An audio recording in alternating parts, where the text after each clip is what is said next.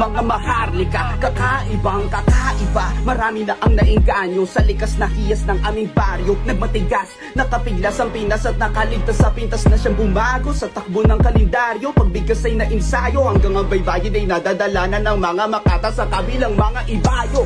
Kahit may ilan silang ilang, ako'y kaisa-isang lidang ibang lapis ang inang pinanghibang. Dahil akin ang kinang kahit ang bitaw hilaw. Paglitaw silaw sa entablado pa, pasigaw-sigaw. Di ka lalamang kung ako, di ka lalamang kung ikaw.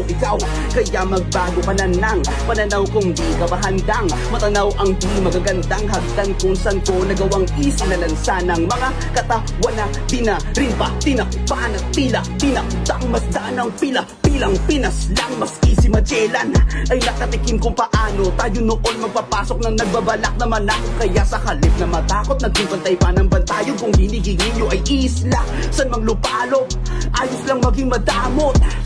Dahil ang amin ay amin, kahit na lagi pang nilalait. Tanging hangarin ay matupad ang mga dati ko pang hinalangin. Kung bibilangan ng medalya, panis ka sa'kin.